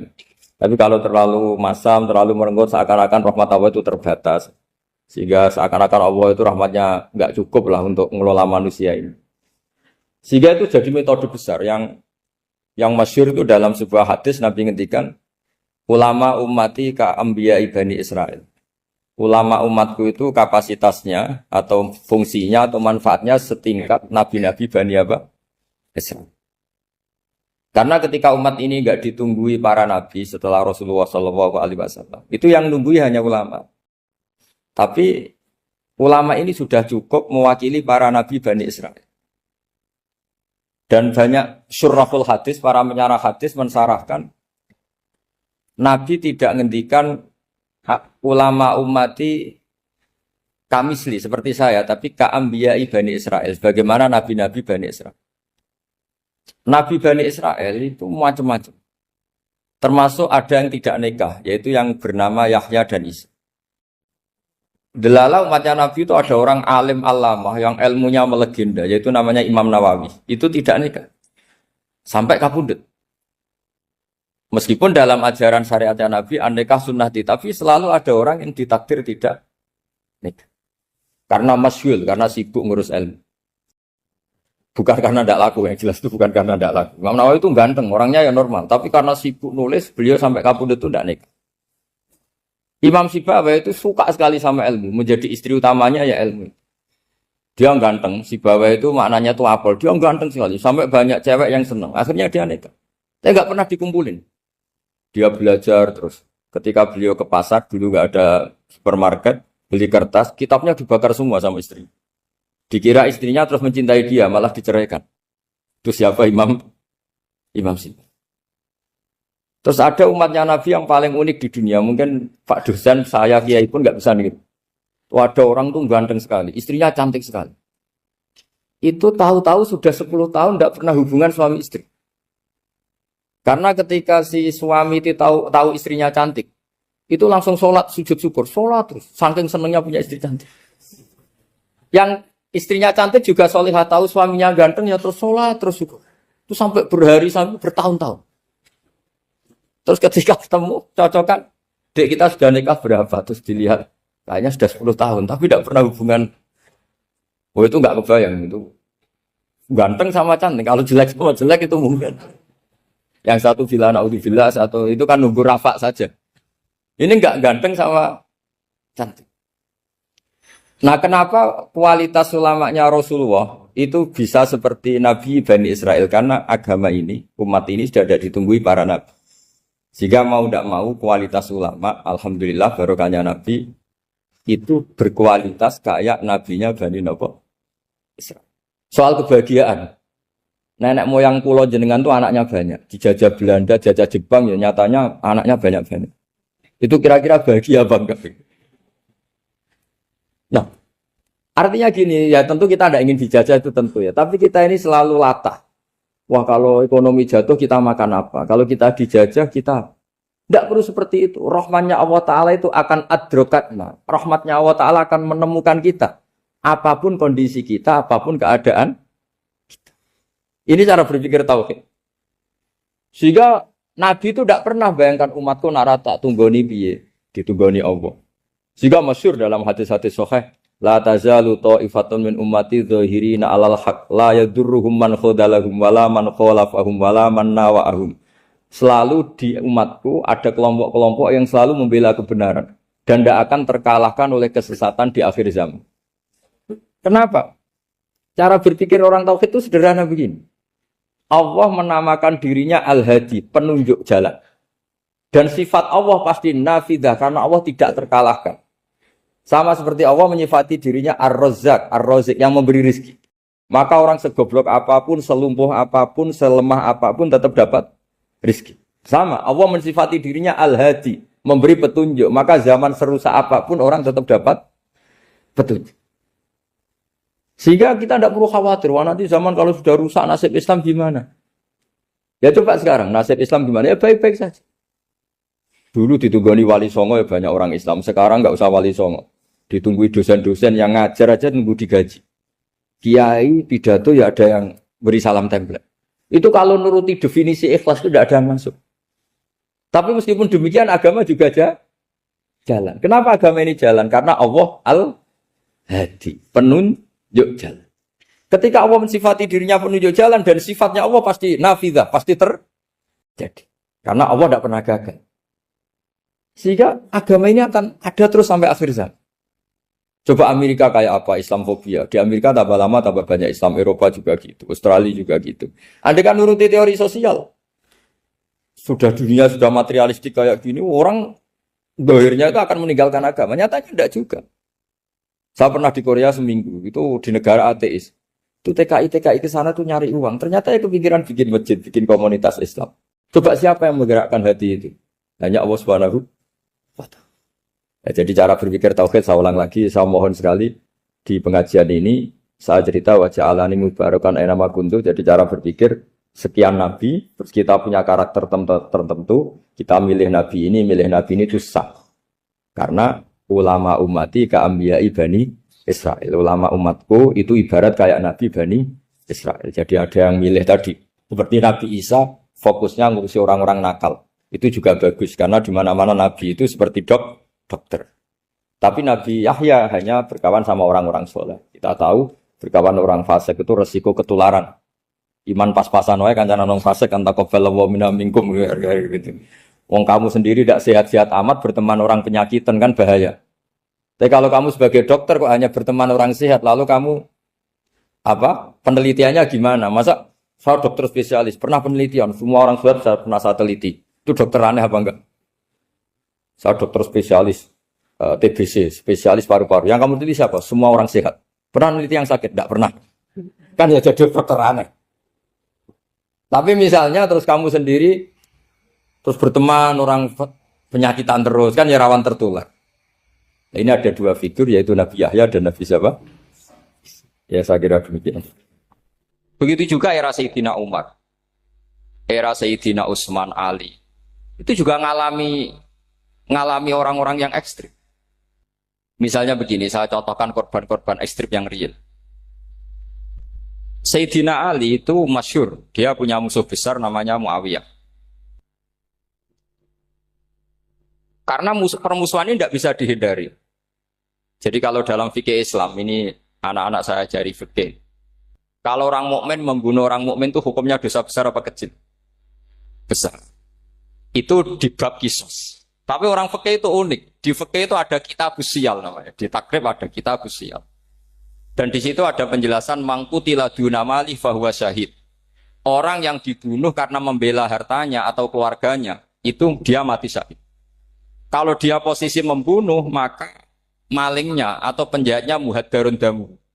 Gak punya hak nuntut kisos karena dia anggap gak ada artinya darah. Nah sekarang begini. Suatu saat ada garong ke rumah Anda, ingin membunuh Anda karena ingin mengambil harta Anda. Anda ingin ingat status mukminnya atau status garongnya. Terus kamu mau dibunuh diam aja. Saya tidak mau membunuh orang mukmin atau membunuh orang musyrik. Nah, kesulitan yang dialami Sayyidina Ali seperti itu. Orang-orang Khawarij cara berpikir Ali ku geblek. Wong mukmin kok pengen mateni wong mukmin. Muawiyah ya geblek pisan. Wong mukmin kok pengen mateni orang. Padahal suasana sudah kacau. Ketika seorang penjahat mau membunuh yang punya rumah dan yang punya rumah ingin membunuh penjahat. Itu namanya mukmin bentrok sama orang mukmin. Apa orang benar sahibul hak ingin mempertahankan haknya? Tidak sampai saya tanya. Itu sahibul hak, yaitu yang punya rumah, ingin mempertahankan haknya. Meskipun dalam duel ini kadang terjadi pembunuhan. Nah di sini ini ya, ulama ahli sunnah menyebut masalah istihadiyah. Kelompoknya Sayyidina Ali mempertahankan nyawanya, meskipun dengan cara membunuh pasukan Muawiyah. Pasukan Muawiyah juga mempertahankan nyawanya, meskipun harus membunuh pasukan Ali. Zaman itu susahnya istihad. Tapi orang Khawarij cara berpikir enggak, ini biang keladi masalah itu Ali sama Muawiyah. Mereka malah rapat, ya sudah dua-duanya bunuh saja. Ya masyhur tuh, akhirnya Sayyidina Ali dibunuh oleh orang Khawarij. Makanya ini penting ya, pentingnya ngaji seperti ini. Jadi kamu harus dilatih berpikir nubuwah. Ya, dilatih berpikir apa? Nubuwah disebut al-ulama warasatul. Meskipun dengan cara yang ekstrim, tapi pikirannya saja, jangan perilakunya. Saya punya contoh sekian kasus, sekian tragedi. Misalnya begini.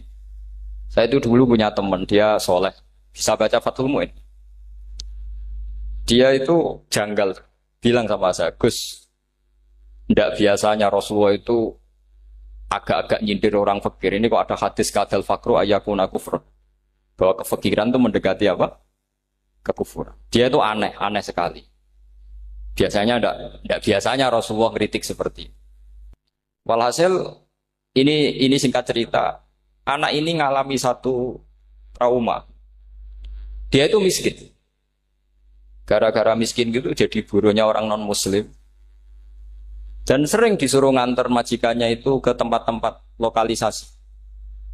Dia mulai mikir, ini gara-gara fakir saya harus nganter orang ke lokalisasi.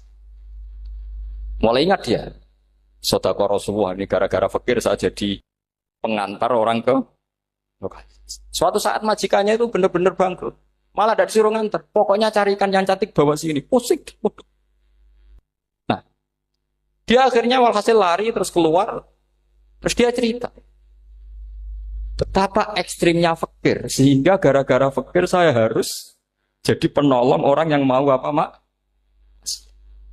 Anda boleh berpikir ekstrim, tapi ekstrim dalam melawan kemungkaran itu tadi. Saya nggak boleh jadi fakir, tapi takutnya fakir yang nanti jadi alat kemak. Imam Ghazali juga punya contoh seperti itu. Imam Ghazali pernah marah besar ketika tren di Baghdad itu orang belajar fakir semua. Hatta layakuna thamma tabibun illa min ahli dhimmah, kata beliau. Sampai di Baghdad itu tidak ada dokter kecuali orang kafir dhimmah. Akhirnya kalau ada ulama sakit, saya masih ingat pas kecil, kalau ada ulama sakit itu tidak boleh dibawa ke rumah sakit. Takutnya ketemu dokter non-muslim malah disuntik langsung apa? Mati. Akhirnya ulama saat itu berfatwa, orang Islam harus ada yang jadi dokter. Banyaklah gus-gus yang sekolah ke dokter. Yang masyhur ya seperti Sahal bin Abdul Fattah.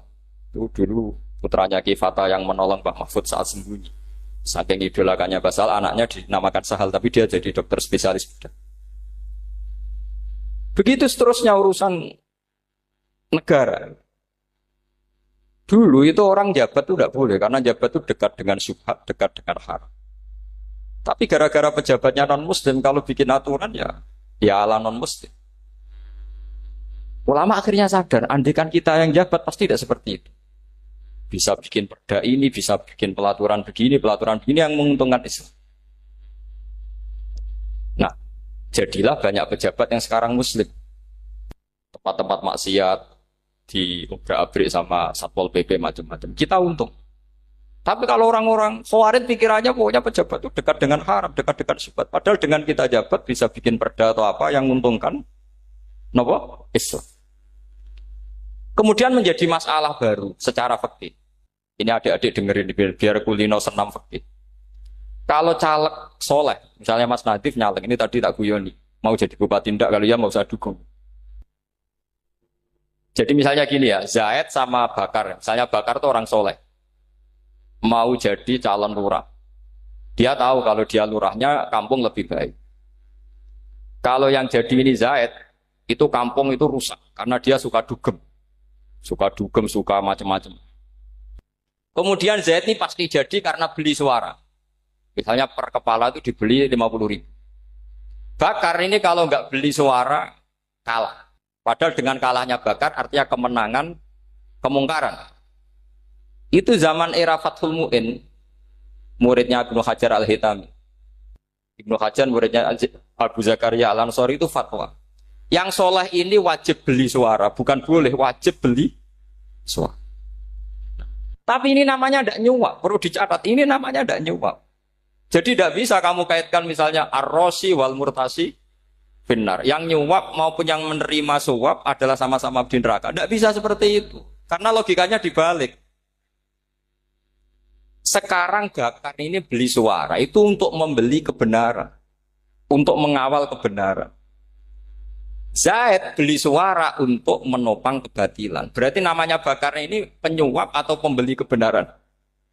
Pembeli kebenaran. Harus dibedakan. Nah, ini pentingnya ulama. Memang nyatanya seperti itu. Yang dikatakan nyuap, riswah, itu adalah membayar uang li'ibtolil haqqi, untuk membatalkan kebenaran atau membenarkan kebatilan, itu namanya nyuap. Tapi kalau mengeluarkan uang untuk menghakkan barang hak dan membatilkan barang batil, itu namanya uang berjuang. Nah ini pentingnya mikir. Jadi ulama itu mulai dulu sudah berat. Nah sekarang sudah banyak orang-orang khusyuk yang biasa di masjid khusyuk. Kalau ditanya zaman akhir rusak kabeh, wong soleh-soleh wis nyuap. Kalau orang soleh ini tidak nyuap ya tidak jadi.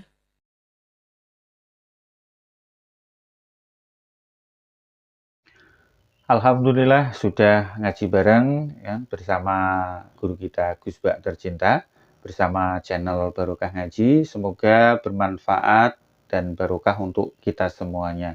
Jangan lupa like, komen, dan subscribe. Terima kasih. Sekian. Assalamualaikum warahmatullahi wabarakatuh.